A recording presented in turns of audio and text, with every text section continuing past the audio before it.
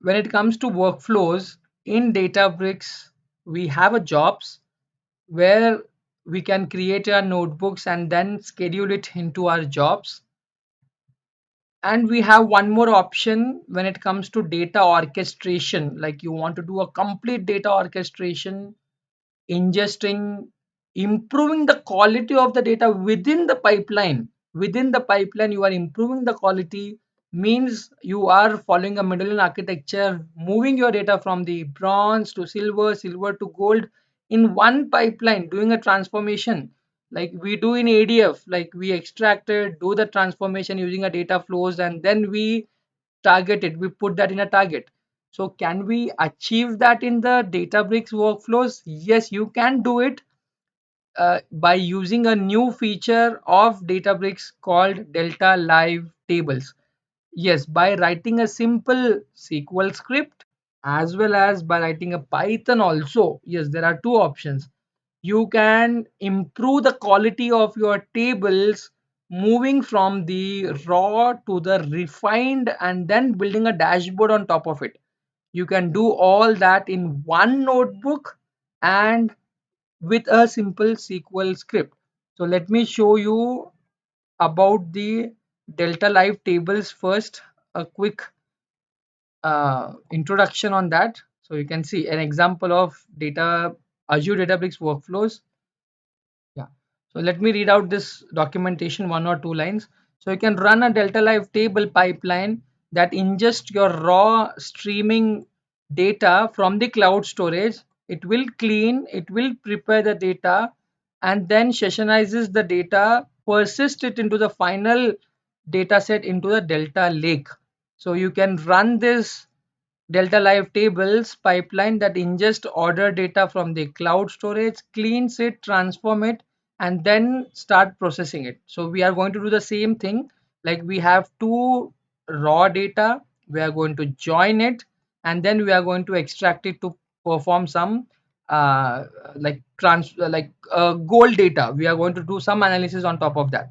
So you can see this is what it is happening. So we have an order data, we have data on the streaming, click stream data, both are in the cloud storage. We pull that into our Delta Live tables, we prepare the data, join it, and further go to the downstream for creating a visuals or maybe going for the data modeling or machine learning. So let me show you how it looks like. We will do a complete hands-on on Delta Live tables with our own example maybe in the next session. But now I want to first understand you how the Delta Live table works with a sample data that is given by the Databricks. Then we will take up our own example and proceed with our own data. But now let me create a pipeline from a sample data. So we are creating a complete data pipeline, then moving our data from using a medallion architecture or a multi-lop architecture and improving the quality of the data also. That is very important. So now let me give a name here, pipeline name. So I'll just give NLY DLT. Okay, my name and the Delta Live table name. So now why I want to pick up a source file, a sample data, because I'll show you how the sample data looks like. We will run Delta Live table on the sample data and then we will take some our own examples. So the source code, obviously I'll show you by SQL first. If you are very much comfortable, you can go to Python also. But let me keep it SQL. It is asking you, when I run all your Delta Live tables, do you want to achieve do you want a uh, target schema or a target database? Yes, my target database would be again NLY DLT. So you can get your own name and write DLT there. And then it is asking you compute. So do you have any cluster policies? I I have created general, but that was not for the Delta Live table. You don't have much options here. Let me click on create. Let me click on create. We will do the settings and we will do the edit and all those things. Yeah, so this is how your Delta Live table UI looks like. So let me go back to the workflows. I'll come again. Let me go back to my workflows. This. Now we have a Delta Live Tables. Let me click on this. And you can see we got one Delta pipeline created with my name just now. Let me get inside this. Let me click on this, and now you can see whatever like graph we generate that can be appeared here. And when you talk about Delta Live Tables, you get two environments. One is development environment and one is production environment. What is the difference here is, as itself, like development environment, your cluster keep on running for the next 2 hours. If you want to do some changes and so on, you can do it. But when you switch to production environment, you get a cluster. Once the pipeline is executed, it will terminate immediately. This will take minimum 2 hours to terminate development. So let me keep it as development only. And then you can delete this. You can set up some permissions. You can do settings. Yeah, this is what I'm looking for. Let me click on settings. So whatever we have done it, you got the same thing, but you get some advanced features now. Now you got a pipeline mode. Do you want to run your pipeline continuously, or do you want to run it in a triggered way? So let me keep it as a triggered. Now you will be wondering, like, how did you get a source code? So if you remember, we used a sample data. So Databricks is providing us a sample data, and your sample data is it is already in your workspace. You can go and check. So in your workspace you can see there is one folder got created automatically. You can see and the folder name is create pipeline from sample data, and you got one notebook also. Let me click on this notebook and see what is there actually. So in that notebook we have a SQL script, and this is all only there are five command lines. This is all you are doing a complete ETL, complete creating a pipeline, data orchestration using a Medallion architecture, everything. So I will come back to this notebook. I will explain you each and every code. But before that, let me complete the settings on the Delta Live table. Yeah, I got a source code. I have seen that. Now, where do you want to store it? So I have given my own target database, and it is asking you like if I want to store it as an external table, then you can go to Unity Catalog and you can give your own storage location, and you can store all your tables outside your Databricks also by using an external table. That is also fine. Now I am coming to compute, very important. When it comes to cluster mode, so you have an option here. But now as a sample, we are executing a sample data. Let me pick up a fixed size. And how many workers do you need? I don't need any workers. Let me keep it 0. If you keep workers also, again you need to just change the like quotas, and you need to wait for that. So I don't need that, so I'll just keep out workers 0. So I am pretty sure that with this simple example, worker node will be in driver node will be enough to do this. Do you want to get notified some advanced configurations like git and so on? So maybe I'll just remove all that, and I'll just click on save. So this is all the settings what I have done.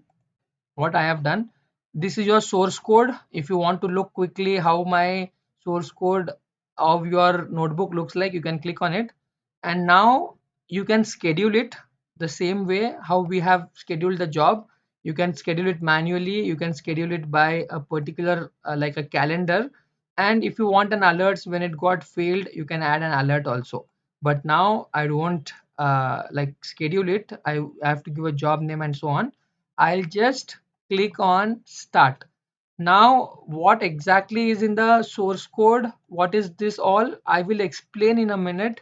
But let me click on start. Here you get an option, click on start. So once I click on start, you can see it will take some time to start your resource. You can immediately go back to the compute. So let me click on compute in a new tab. I'll show you what is happening there. So you get one new job compute that needs to be started. You can see job compute one is executed. You can see it is still finding some instances. You can find all the details here. Runtime is one, and you can see how much active your pipeline is one, and who has ran that. You get all the details here. So once this job compute is up and running, then you can see it will initialize and it will set up a table. Only starting up a resource, starting up a compute will take some time. Once the resource has started, it takes only couple of seconds to generate, like to create a tables, to generate a graph and everything. It takes only few seconds. So here we do not have an option to use a all purpose cluster. Like this is a pipeline, you have to use a job compute only, and we had into a development environment. Just in case if we miss something and so on, you can go and do the quick changes on your notebook and then come back and run it again. So your cluster will be up and it will be running for almost 2 hours. In a production environment, you can switch to production and your cluster will terminate once your pipeline is executed. So that's all about the settings on the Delta Live table. Let me take maybe 1 minute break and then we will see what happens once your cluster is started. Okay. Yeah, guys, you can see here cluster is started here. It is up and it is running, and you can see the type of the cluster. It is for the pipeline. Now within fraction of seconds, you can see almost starting a cluster took 5 minutes, but once the cluster has started, you can see it is a setting up a tables. It took only 1 2 seconds, and now you can see your output is here and all your entire graph is here. You can see. Let me just get some more space here. Yeah, so I did not show you the script. Maybe I'll show you entirely how that script is. Now you can see you got all the tables like we had, if you remember, in our source file. So in your source file, we have 5 lines of code. So here you can see we got all 5 tables. And okay, this was our customers table. This was our sales raw data. So it was almost 29,000 records here. You can see 29 records. It is coming from the cloud. Here also we have more than 4,000 records. Both got merged and we call this as a order sales table. And then from this we have done some grouping or something like that, and then we got a sales order in Chicago, a very particular city where we want to know details about the sales order based on the Chicago city. And here LA, so you can see here we got only 15 records, here we got only 99 records. So we were managed to do your entire multi-hop architecture using a pipeline, orchestrating all this and improving the quality of the data also. You can see this by using a Delta Live table, and this is how your output at the final looks like. Now I'll show you how exactly your data explorer looks like. So let me go to my, you can see your cluster is running here. So let me go to data explorer, and if you remember, I have given a schema with my name NLY DLT. Let me see that. You can see NLY DLT. In that you will get 5 tables. Now you can see LA and Chicago is your gold table, and these are your silver table. Cleaned is your silver table, and these two are your raw table. You can click on it and you can see your raw data, how it looks like. You can see all your raw data. From there we joined it and then we cleaned our sales order data. You can see this, and finally if you want, you can just look at the sample data. Yeah, you can see the sample data, and then our data into only Chicago sample data. You can see this, and your in LA data we have only 15 rows, I guess. Let me show you. Yeah, you can see only 15 rows only on the Los Angeles data. So this is how your database and your tables looks like, similar like how we have been working on the data engineering notebook style and all those. Now I'll take next few minutes to explain you the source code, and then I'll take up some questions. So let me start with the very beginning. I'll take some new lines here. So if you remember our CETA statement, so how does the CETA statement works? It is just create table as, I'll just say as select. So this is how our CETA statement was. But when it comes to uh, delta live table, here you need to give, okay, if you want to say that, hey, I want to run this code or I want to run this notebook in a pipeline, in a delta live pipeline, delta live table. So here you need to just mention live as a keyword, live as a keyword. Now if you say that, no, I want to make this as a streaming table, okay, just you write streaming here, keyword. So this becomes your delta live table with streaming. So when it comes to streaming, you know that streaming means you can use an autoloader. So if you remember, like querying, we started querying it. So how do we query it? Select star from, we have queried it by json file. You can use json dot, we can give a path here. If you remember this, we have done it. But now when I say streaming, you need to use a autoloader. Then instead of json, I'm using cloud files. So this is how the script is. I'll show you cloud files. I'm using up a path, and when I say cloud file, I need to process, hey, which is the data type, which is the format of that path. It is a CSV path. So create streaming live table name as select star from cloud files, and your path and your format. So forget about these two. This is just an optional, a more information, like they are just telling you what does this table do and what are the table properties. So let me tell you about the second also, very similar. Create table name as select from cloud files, JSON file, and I'm using some options. Hey, can you infer the column types? Cool. Inferring column types, cloud files, we know what does it do. It will give you the schema. But I want this table to be streaming, so keyword streaming should be mentioned. I want this to be a live table, so live keyword should be mentioned. If I try to execute this, okay, you might think like, how, what happens if I try to execute this? So we need a cluster. Yeah, it will give you a message that, hey, this is a delta live table, because you have given a live keyword, delta live table, and it is syntactically valid, but you should run this in a pipeline only to populate your table. So this is the message you get when you run it separately. So this was just an example. Let me cancel this. So these are two raw tables or a bronze table. Now moving further, I'll just explain you this silver table. See how it looks like. Again, creating table name as select query.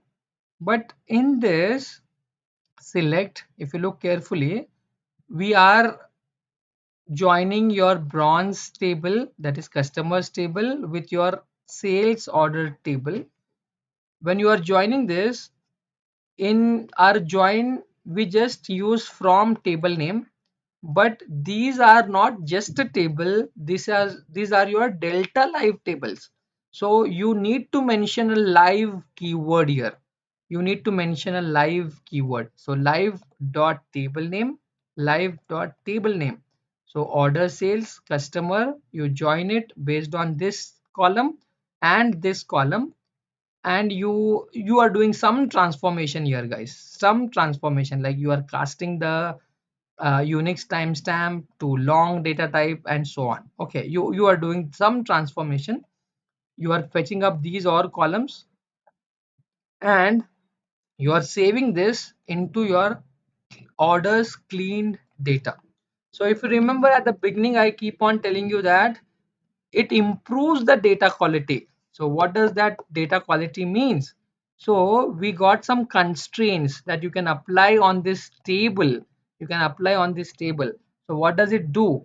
Constraint name, except, like, if the order number is not null on violation, drop row. So what does it mean? I'll explain that. So if you get any null values in the order number column, it will drop. So now you can read it now. Except the order number column is not null. If it violates, that row will be dropped. So you can see it is refining your table. If there are some null values where the row order number column is having null, that rows will be dropped. So this is how the refinement works. So there are maybe three types of constraints you can apply. We will see that. This is how your silver table gets. And now moving forward, two tables very similar. I am taking these tables from the from live, again it is a delta live silver table, live dot silver table. And what we are doing here, generally we are doing a grouping. So we are just grouping by order date, by city, by customer, and all those things. And again we are doing some sort of transformations like explode, then doing some aggregation and all those things. So you got a gold table with a sales order in LA and gold table with a sales order in Chicago, and you can see all that in your delta live table here. So this is how we can create a complete end-to-end data orchestration, improving your data quality in a Delta Live table in Databricks workflow. I hope you got a clear understanding on how the Delta Live table works on Databricks workflows, guys. Thank you for watching this video. Keep learning.